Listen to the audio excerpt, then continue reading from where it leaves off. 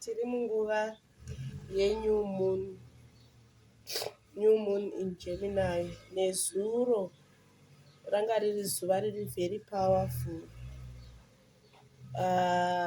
New Moon yakaturuka, the dark part of the moon. It's an invitation to go inward. It's a cleansing yemukati. It's a cleansing inosanganisira kumbotsvaira mudzimba dzedu nefembo nemunyu wematombo. Tora munyu wematombo momwaya, tora fembo nemunyu iwoyo mosanganisa clear off baggage, energetic baggage, nokuti kune zvimwe zvinhu zvakawanda zvinoramba zviri stuck muupenyu nokuda kwemhepo dzimwe dzangojaira kugara dziri pamba penyu papo. Saka tinombomwaya munyu wemagodo, tomwaya fembo nemunyu mumvura, tozomopa nazvo. Izvi tinotsvaira tichibuda mudzimba. Matare, vane matare ndonguva yekuklina midziyo nekutsvaira mumatare. Dzimwe nguva zvinongoitika automatically, kungonzwa kuda kuita thorough cleaning mumba nguva yeNew Moon, preparing yourself for the new. Then tapedza izvozvo tozochipinda nebikiro redu remanake. Tobika bikiro remanake rekuklina naro mumba. Tobika bikiro redu toisa mubhaketi, tochimopa nebikiro remanake tichibva kumukova tichipinza mumba kudana manake mukati moupenyu. Mvura yabva yatanga kunaya. Tadaro mirai mbichana todamboita vhidhiyo yangu. Tadaro tadzosa manake mumba, tochilaita makendo edu, tochilaita maincense edu, tochipisa makwenzi edu in a very calm space.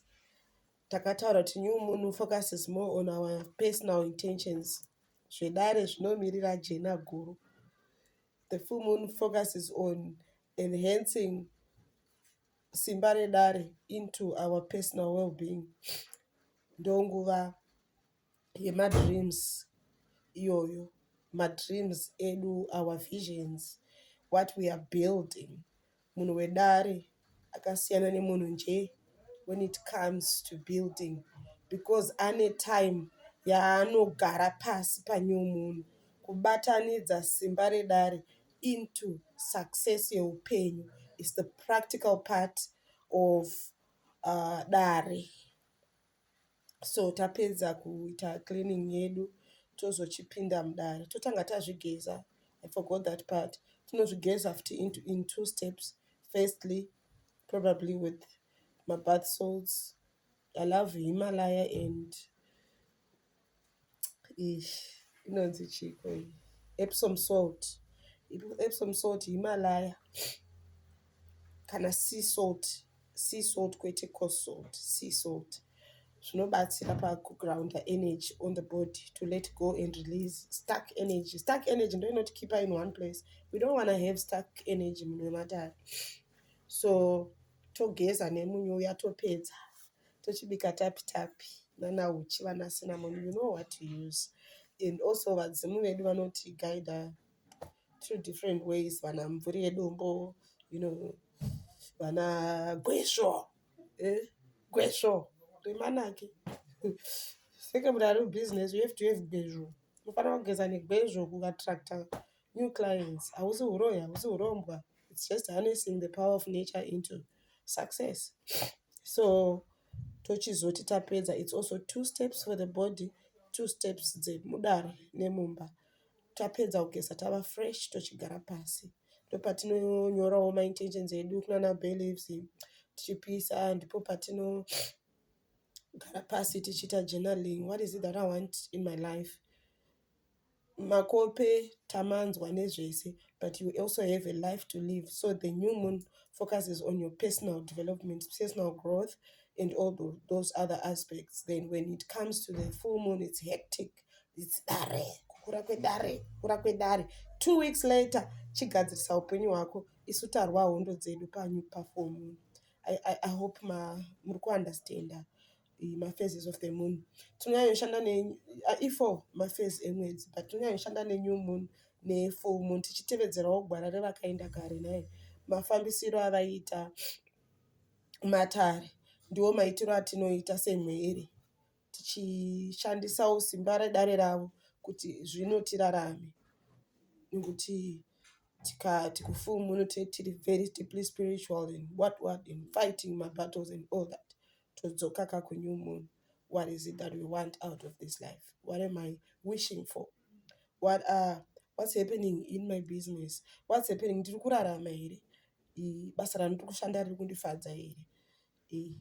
Then kozouya aspect yevanhu vari muSouth Africa. I'm inviting you to be very personal and stay within yourself. Dare kugara mukati memunhu mukati, not kufocusa social media nenews nezvinotaurwa. You are right where you need to be. Pauri ipapo ndopakanzi nevadzimu vako uvepo panguva ino. Saka iwe flow like a river, uchitendera zvinenge zvatendegwa nevadzimu chete kuti zviitike kwauri. Zvimwe zvinotaurwa panyuzi nezvinoitika mupenyu zvakasiyana. So muenzaniso zvokunzi kwai murungu unenge achishandirwa nemunhu asina mapepa unofanirwa kubhadhara ma100,000. Hazvisi zvechokwadi, hazvisati zvapasiswa, asi kungoisa kutya mamuri. Dzikamai, asi modzikamaka muchironga upenyu kuona kuti nzvimbo yacho magaririkiro ayo akamira sei.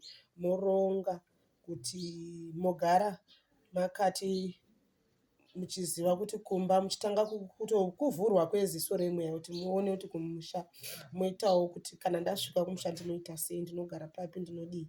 Wotangira ipapo uchienda kumberi. Hana ngadziteramire.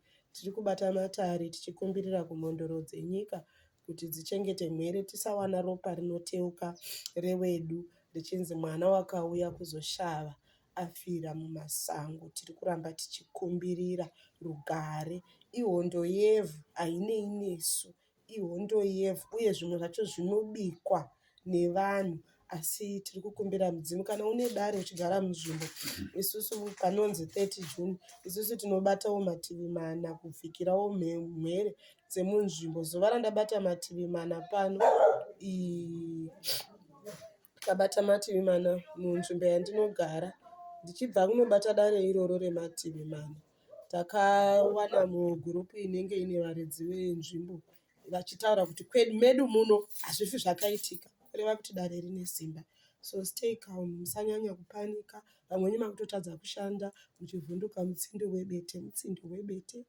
Hativhunduki izvozvo, hatiisi focus yedu ikoko, because where focus all goes, energy goes. Like you attract zvinhu zvaunofarira kunzwa nezvazvo. Ukaswera uchitaura nezvekuti mari inowanika sei, you end up with the result. Ukaswera uchifunga kuti kana uchida kuvaka kumusha unotanga sei, unoswera waane information. Saka ukagara muportal yezvaunoda, it's much better than kufocusa nenhau dzinongofamba. Iwe uri mumba kubasa uri kuenda, asi hana inongoti tibvu hauchina kugadzikana nekuti unofarira social media zvakanyanya. Matare ngasafarira social media, ngasararama outside yourself. Stay within, chengetedza dare netrust yekuziva vari pamafudzi kuti vanoziva zvavanoita, vakakuchengeta.